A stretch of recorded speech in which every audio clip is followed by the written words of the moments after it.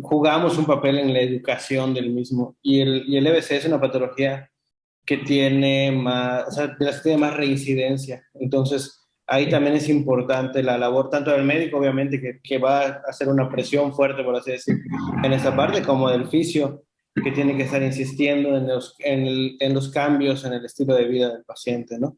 ¿Qué tipo de cambios más o menos son los que normalmente tenemos que pedirle a estos pacientes que realicen?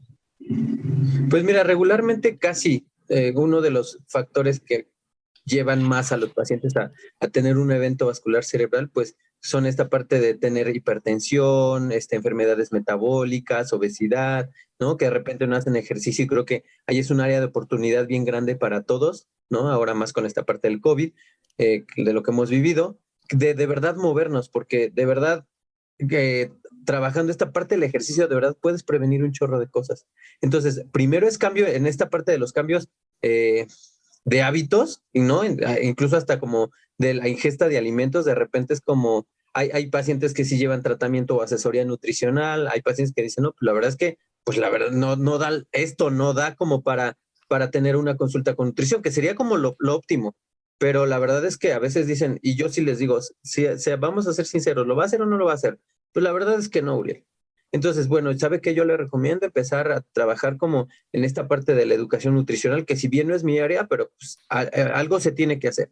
Entonces, en esa parte de los cambios de hábitos de la comida, ¿no? De los hábitos del movimiento, ¿no? Es de verdad súper, súper, súper importante empezar a generar esos cambios y no solamente en el paciente, porque es como bien clásico que de repente le decimos al paciente haga esto y haga esto, pero la verdad es que lo que tú decías juega un papel bien importante en la familia, ¿no? De repente, y como siempre les digo a los familiares, la verdad es que, o sea, es mejor ver que yo como verdurita y que todos en casa comen verdura, a que si yo tengo que comer verdura y todos comen carne o todos coman grasas, pues ahí es como de repente no reforzarlo. Entonces siempre trabajo mucho con la familia directamente, con la esposa, con el esposo, con los hijos, ¿sabes? De repente con los papás también me ha tocado de, no, pues es que nosotros sí le hacemos la dieta. Sí, pero pues ustedes se sientan a comer como tacos de carnitas, entonces ahora póngase usted en el lugar de él, pues él también se le van a antojar los tacos de carnitas. Entonces hacer ese tipo de cambios que no solamente,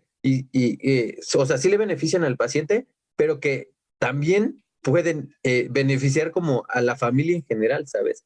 Y eso pues, también va a ayudar como mucho a acelerar el proceso de adaptación o de readaptación de estos pacientes, pues también a nuevos hábitos de vida. Claro.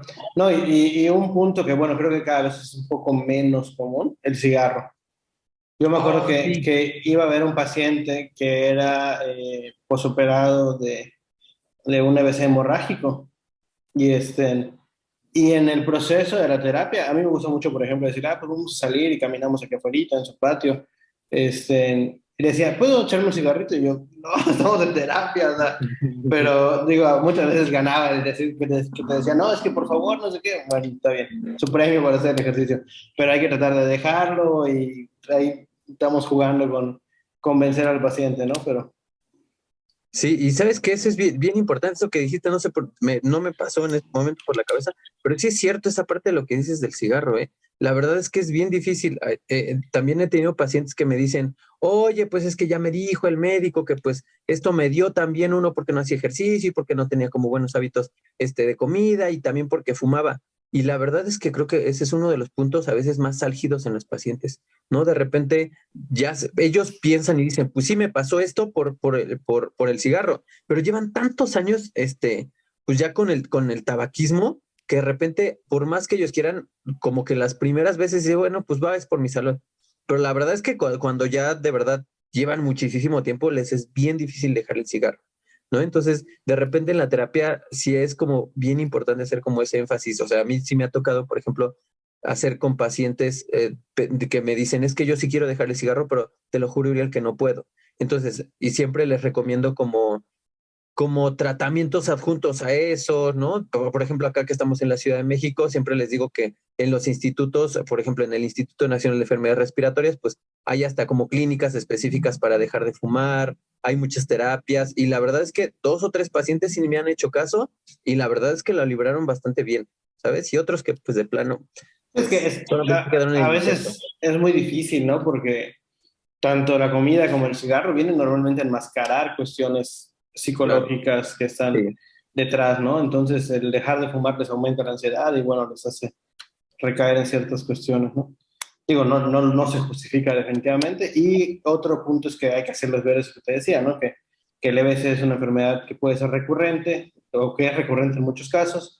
Y esa es la parte de la prevención secundaria, ¿no? Porque igual a veces me he topado con pacientes que te dicen, bueno, es que ya me dio una vez, que es muy difícil que me vuelva a dar, ¿no? Qué mala suerte sería. No, pues no es mala suerte, al contrario, es muy probable que le vuelva a dar si no hacemos los Sí, cambios en el estilo de vida. y ¿sabes qué? Justamente ese es de los como procesos que también trabajo educacionalmente con los pacientes, es algo que hago mucho. De repente, como hacer como énfasis en eso, de es que, ¿qué crees? Que estuve tanto tiempo en el hospital y la verdad es que ahora, no sé, si quiera mantenerme sentado, me cuesta muchísimo trabajo, me canso, ¿no? Entonces, de repente les digo, pues por eso es importante que dejemos el cigarro, ¿no? Como estar como reafirmando mucho esto. A fin de cuentas, pues el deseo nace de la prohibición. Entonces, si el paciente escucha no y no y no y no, pues sí puede entender que es algo negativo, pero creo que es más fácil como que él pueda entender la trascendencia de eso. Y de repente le digo, acuérdese que tenemos, no sé, cuando me voy cuando ya terminamos la consulta, acuérdese que tenemos que estar trabajando esto, como súper seguido, porque, pues tenemos que regresar a tener mejor capacidad respiratoria y tenemos que mejorar como las habilidades motrices y tenemos que caminar un poquitito más, porque acuérdese que, pues ahora que le dio, incrementan las posibilidades de que le pueda dar otro. Entonces, por eso es que es importante cambiar nuestros hábitos, empezar a movernos, ¿sabes? Y eso también me he dado cuenta de verdad le ayuda muchísimo al paciente y también a los familiares. O sea, la verdad es que a fin de cuentas, dentro de la fisioterapia sí viene un aspecto educacional bien, bien grande, pero la verdad es que a veces es muchísimo mejor o sea, en hacerle como conciencia al paciente de por qué debe hacerlo, en vez de estar como utilizando la palabra no y no y no y no. ¿No? ¿A cuántos nos dicen, no hagas esto y no hagas lo otro? Es más los niños. Sí, Sin embargo, claro. muchas veces, ajá, como que lo captas cuando o ya te expusiste a ese fenómeno o cuando dices, ah, no, pues ya vi fulanito, ya fulanito. Entonces, en esta parte educacional creo que sí es bien importante y de repente hasta los mismos pacientes me dicen, ¿sabes qué? La verdad es que me iba a aventar 4 tacos de carnet, pero me acordé, me sonaste en la cabeza, Uriel. O llego a la consulta y me dicen, ayer me acordé de ti. ¿Por qué? Pues porque salimos a comer y me iba a comer como 6 tacos de carnitas y la verdad es que solo me comí 2. Ah, bueno, desde ello es un avance. Claro. Pero está bien, porque a fin de cuentas eso es algo que buscamos con los pacientes, que de verdad puedan tener mejor adherencia, que puedan cambiar sus hábitos para que una vez que ya haya llevado el tratamiento de rehabilitación, pues puedan seguir con esa vida saludable. Y es algo que también, por ejemplo, también manejo mucho con los pacientes. Me preguntan, oye, ¿y cuándo vamos a terminar o cuándo vamos a dar de alta? Bueno, pues eso depende de los objetivos que estemos trabajando, pero la verdad es que yo siempre les recomiendo, o casi siempre, para mí el ideal es que usted motrizmente ya tenga mejores capacidades o pueda restablecer casi la totalidad de sus capacidades o hasta donde esto dé, y que usted sea capaz de al menos hacer, no sé, caminatas de 20 minutos o hacer ejercicio aeróbico de 20 a 30 minutos. Cuando usted haya logrado eso, ya es muchísimo más fácil porque para entonces ya habremos llegado a mejores capacidades motrices, ya le habremos dado como muchas estrategias y educacionalmente ya habremos trabajado mucho con el paciente, de tal forma que ya después el paciente sea un poco más responsable de su salud, haciendo caminatas, haciendo ejercicio, adjuntándose a una actividad física, no sé, como regular, y pues evitar lo que decías tú, trabajar en esta parte ya de la prevención. ¿No? De ver, tener en la mira de cuándo vamos a terminar, pero pues para ese entonces, ser muy claros que para ese entonces habrá sido como un proceso, pues no tan cortito y que sí tuvo que haber sido exhaustivo.